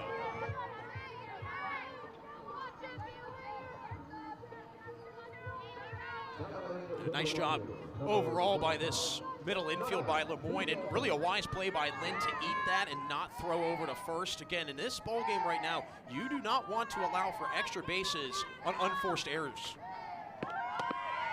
And that one skips away from Todd. Advancing from first all the way to third. Soto. That ball just caromed right off of the catcher and Todd and sputtered away, and a tough break for Lemoyne, and really great heads-up awareness by Soto, noticing I could take third. And Villalta, an opportunity to grab to this lead, a line drive to center. Martin couldn't handle it. And another run comes in. Soto scores on an RBI double. That ball was crushed. And a tough break for Martin. It looked like that ball was just hit so well and in an awkward height. She couldn't quite tell how to read it. And ultimately, you also have that fence there as well. And how big now is that play by Soto, taking an extra base and coming around to score and growing this lead too. 7-2 Sharks after the RBI double from Villalta. Fly ball right center on the run. Martin makes the catch this time to end the bottom of the 5th inning, but not before the Sharks score 1 and lead this game 7-2.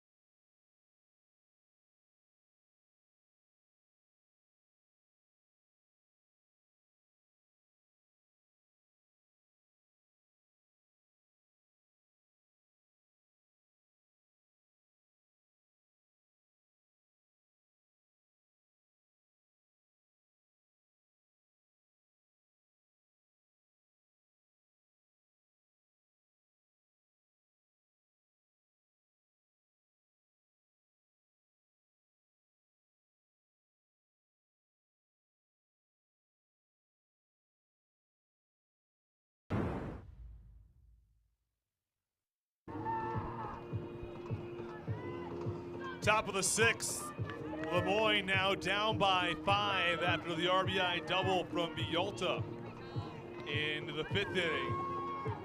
Top 6, and Moyne sends 5, 6, and 7 in the order to the plate. Starts with Sydney Neshi.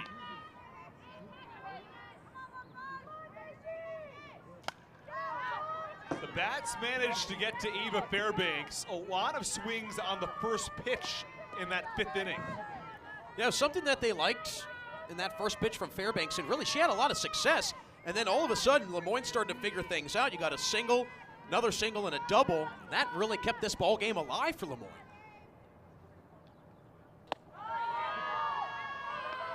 Count 1-1 now on Neshi.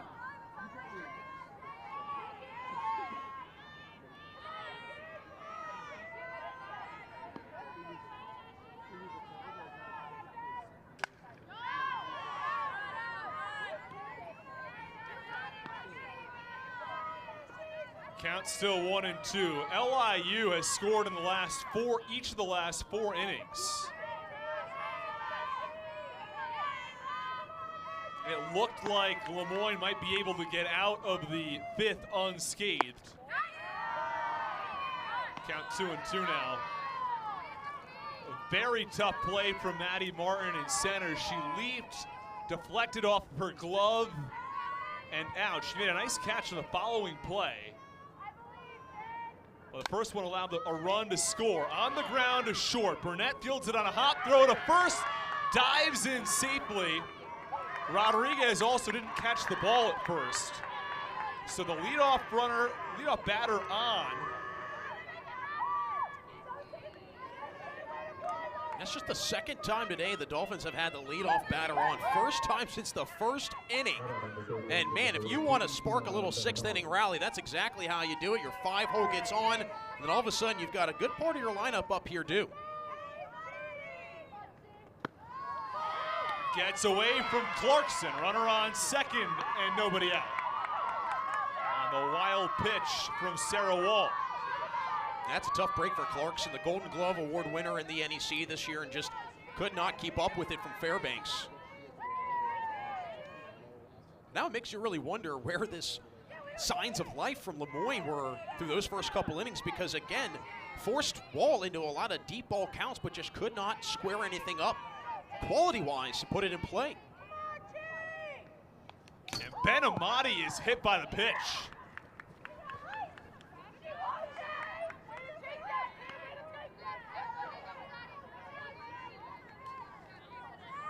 Two on and nobody out now for LIU.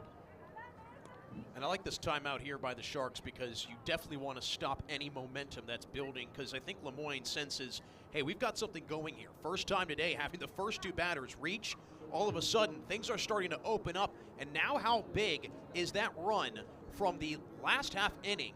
Because let's face it, if it's a 4-run game, all of a sudden you're looking at Ava Todd as the on-deck hitter, as the tying run in this ball game. But that extra run has certainly allowed for a little bit of wiggle room. Not much, but enough for LIU. And if you're Moyne with this start in the 6th inning, you'd have to think a bare minimum of 2 or 3 runs in this inning to give yourself a shot in the top of the 7th. Well, it even makes you go further back to the game and say, wow, look at those 2 innings where they left 2 runners on and how crucial those 2 innings were at not getting anybody to come around. Could third time be the charm to allow for Moyne to get, again, some runs back here?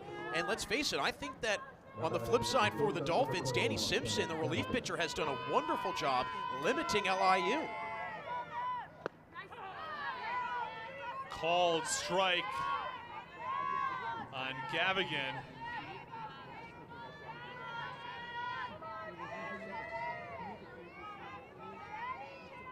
Struck out twice today.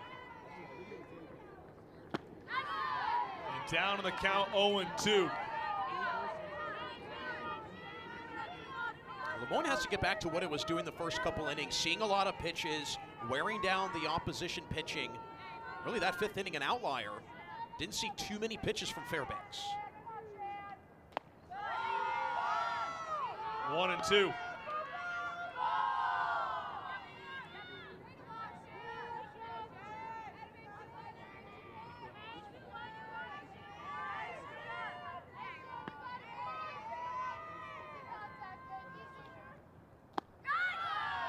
Ooh, very close.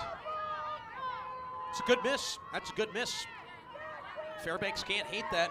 That's exactly the pitch that you want, and really tip your cap to Gavigan's eye, holding up, not swinging.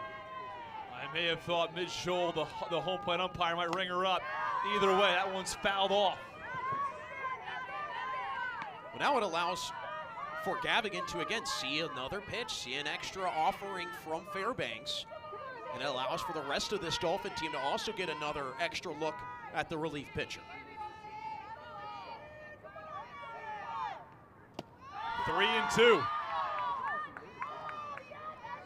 And the catcher Clarkson looks Neshi back to second base. 2 on with nobody out. Huge opportunity for the Dolphins to get themselves firmly back into this game. 3-2, foul tip, strike 3. That a huge out. Ball not put in play, out registered. That has to feel like a huge boost of confidence. Fairbanks just saying, you know what, I'm going to challenge you, and Gavigan just a touch too slow behind the offer. 8 in, 1 out. 8 in, 1 out. 8 in, 1 out. Molly Wolf enters for Lemoyne as a pinch hitter. Well, this worked very well in the 5th inning. Cleghorn, that pinch hitter that came in, had a huge RBI double. Really ever since that pinch hit, feels like things have started to maybe turn for the better for the Dolphins.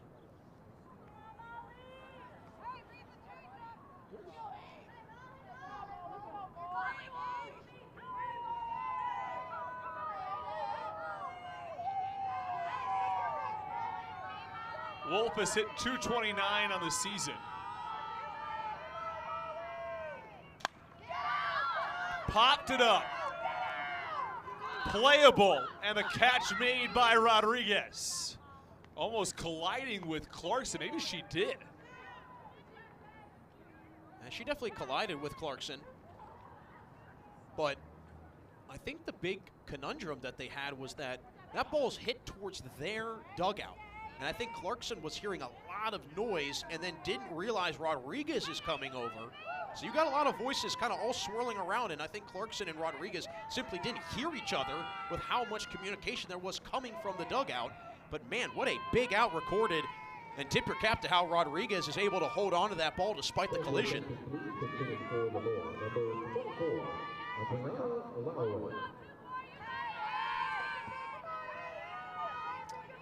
Adriana Laraway now hitting in place of Avery Lynn. Check swing foul. Little surprise, Lynn had a walk and a single so far in this ballgame. Actually had the first hit for Lemoyne. Nonetheless, looking to mix things up, and after there were 2 on with no out, now they're 2 on with 2 out. And ahead in the count, 0-2. Yeah, Fairbanks has done a really nice job coming back in this inning, because you saw those first 2 batters get on, and then you started to think, man, this could be trouble.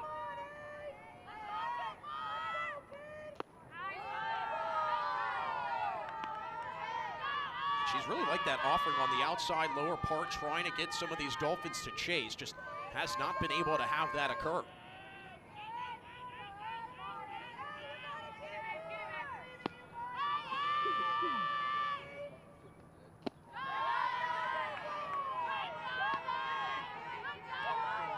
Two and two.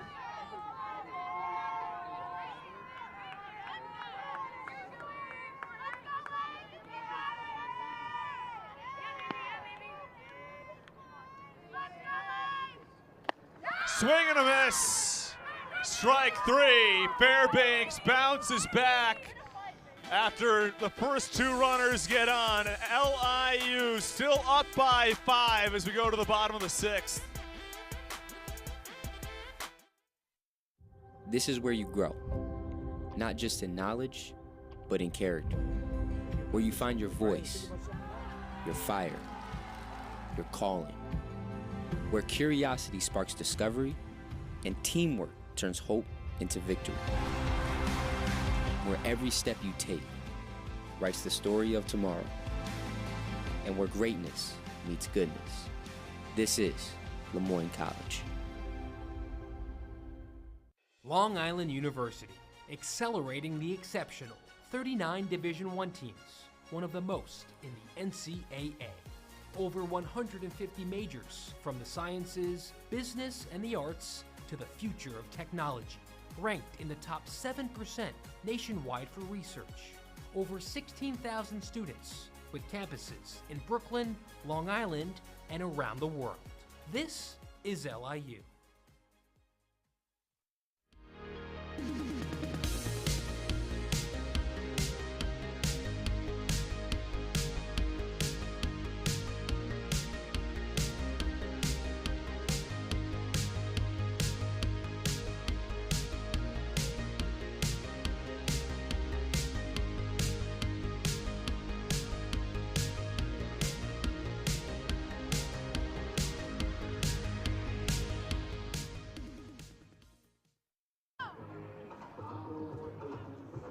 Bottom of the 6th inning, and it is the top of the order for LIU.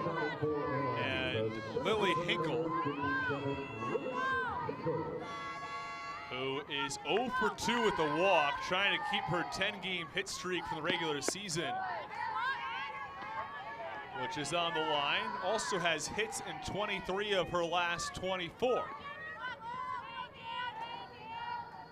Danny Simpson remains on the mound, in the circle, I should say. Count 2 balls and no strikes.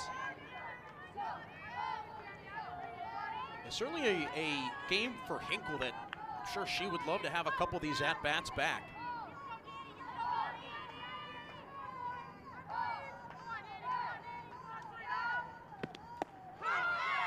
Count 2-1. She has reached base. She walked in the 4th. Came around and scored. It can be not necessarily frustrating, but kind of anxiety-ridden when you're a hitter and you got a lengthy hitting streak alive. It's kind of like a team with a winning streak. You know, everything kind of gets tight. You start to second-guess things because you're thinking of the streak instead of just thinking of the play ahead. Count 3-1.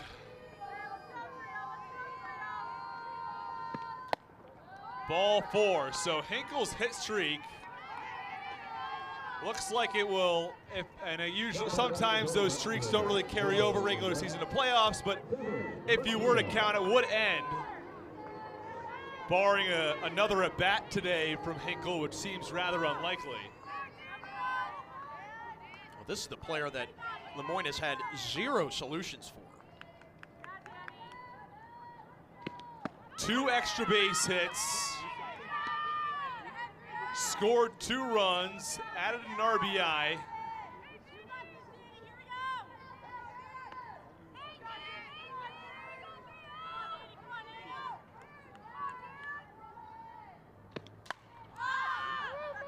Popped up, first base side. Bendersley is there.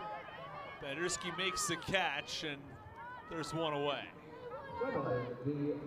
That's got to be frustrating for Medina, especially after the day that she's had, that 3-for-3 day, at least before that at bat. But tough to have your perfect day end and pop up in foul territory.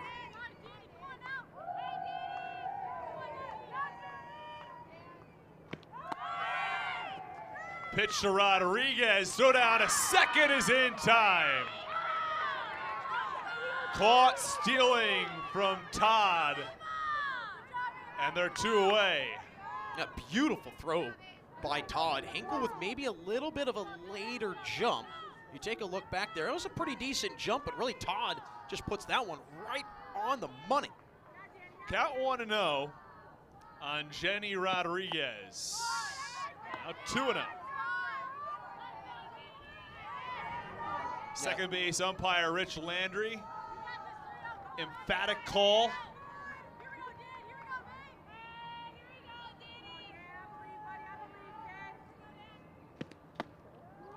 Three 3-0 on Rodriguez.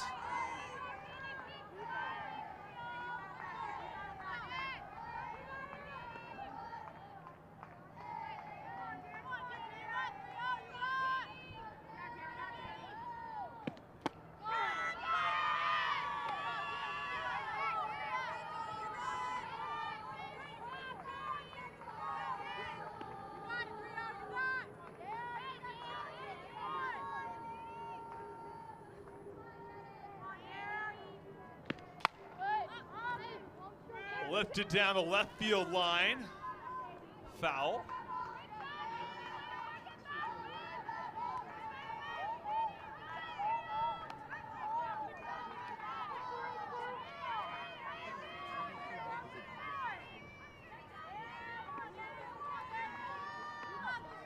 Count 3-2 now on Rodriguez, who has 2 hits today, double and scored a run, and an RBI single. That's her 3rd hit. Line drive to center.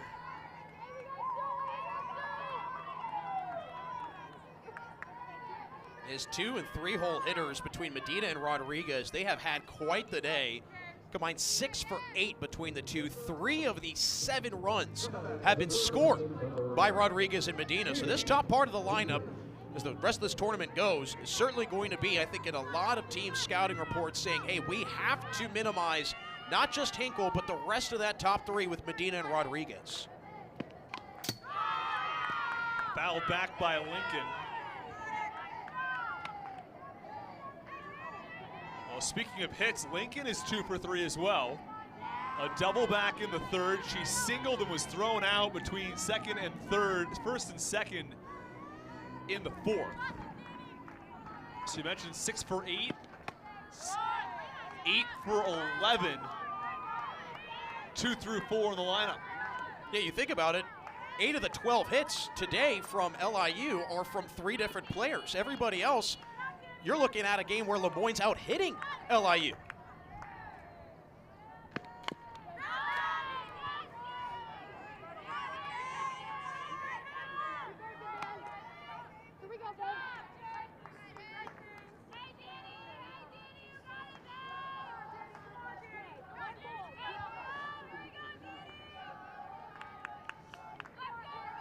Ahead of the count, 1-2.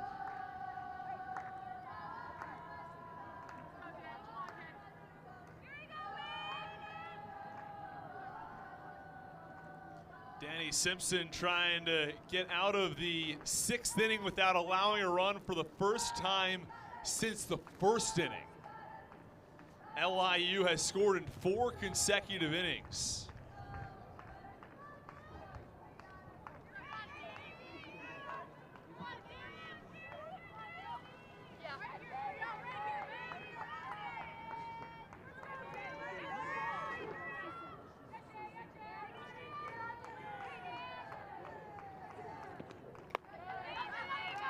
Two and two. You can tell that might have gotten out of Simpson's hands a little awkwardly. Certainly getting a little confused here with Ava Todd. I think the previous timeout was based on them trying to get on the same page when it comes to the pitch calls. 2-2 pitch. On the ground, through the left side, the 3rd hit of the day for Lincoln. That 2 through 4 is now 9 for 12. Yeah, when you got a really good lineup like that and it's kind of all bunched up at the top, it can allow for the rest of your lineup to not really do a whole lot. Outside of those 2, 3, 4 hitters, you look through 5 through 9 and there's a couple hits scattered about, 2 singles, 2 doubles, but that's been about it.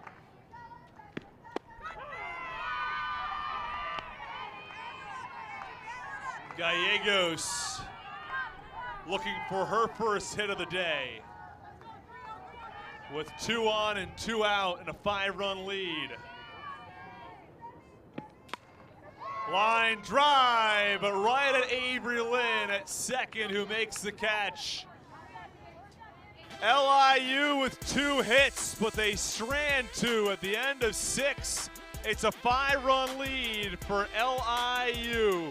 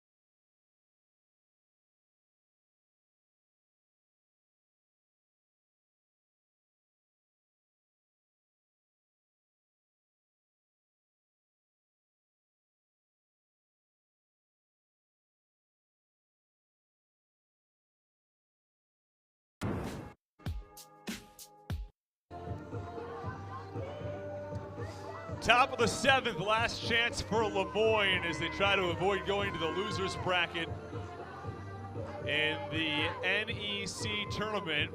You go to the losers bracket, you got to win 4 in a row to win the title. If you go to the winners bracket, you need just 2 more wins if you can stay in the winners bracket.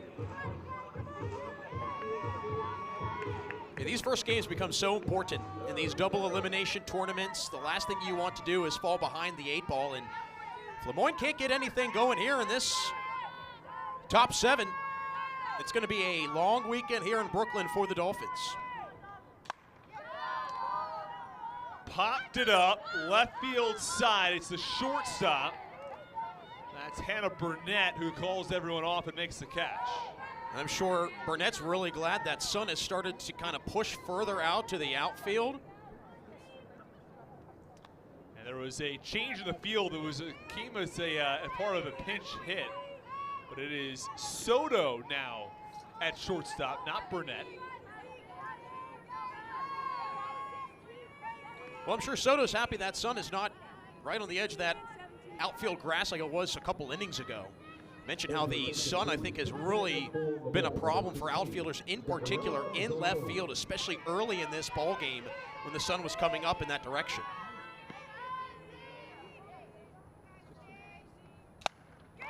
First pitch popped up and caught by Rodriguez. So Gabriella Zarconi, who pinch hit for Maddie Martin.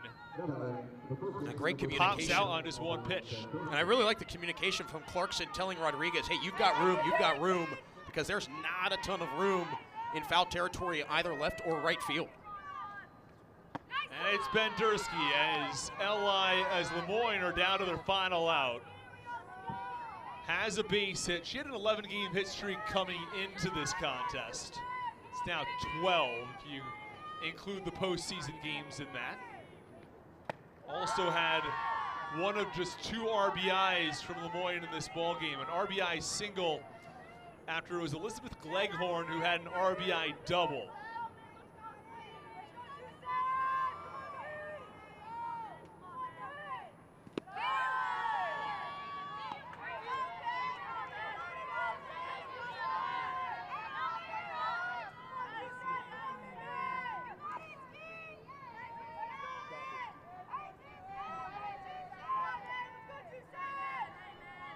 Two-one pitch.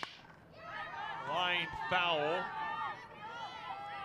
Count 2-2. Well, if Bendersky had straightened that one out, I think that might have gone out towards where Wagner's warming up in the outfield.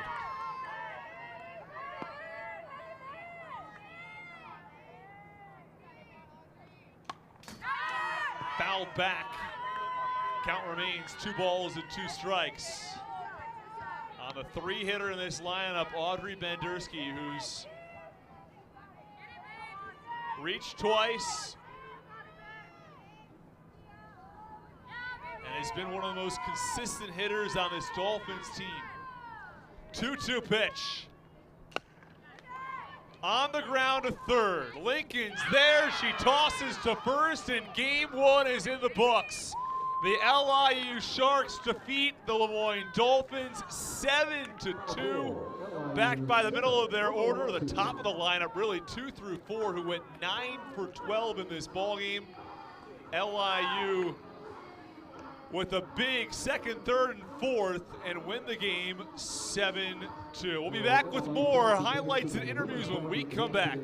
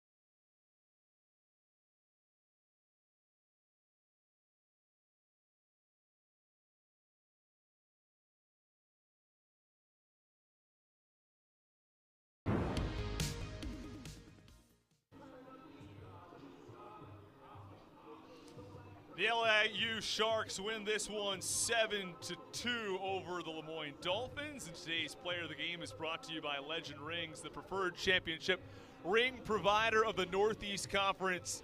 Visit legendrings.com to learn more about the leader in custom championship rings. And today's Legend Rings player of the game is Devin Medina. Devin, congrats on the win. Thank you. Took a lot for LIU to get here. You had to win the last 6 games in conference play. What does it mean to host here at LIU? Oh, it means everything to us. Last year, we were lucky enough to host, but unfortunately didn't get the job done. So since that last game that we played, that's just been the goal the entire way. You had a tremendous performance at the plate today. 3 hits, couple doubles, couple RBIs. What was working so well for you? Just staying nice and relaxed. I mean, it makes things a lot easier when you have pitchers that throw the ball the way they do, and the rest of the lineup, you know that if you don't get the job done, they will. So it's really easy to get the job done when they make your job easier. Devin, you had a 3-hit game, but it seemed as though 2 through 4 in the lineup really thrived today. What can you say about the top of this LIU lineup being able to put up a big performance today overall? I mean, they're absolutely incredible. Our whole lineup, all the way through, we have a lot of moving parts game to game. And so you'll see throughout every single game, throughout the entire season, there's different spots where different people step up. So I'm super proud of the entire crew today. Congrats, Devin. Thank you. So it's a 7-2 win for the LIU Sharks over the Moyne Dolphins. And a 13-hit performance. So for my broadcasting partner, Jack Radenauer, our producer, director, Tom Casanova, and our entire PAC Network crew, I'm also really saying so long for it, from the LIU softball complex, where the final score is 7-2 LIU. All games airing on the ESPN networks are streaming live and archived on the ESPN app. This has been a presentation of ESPN.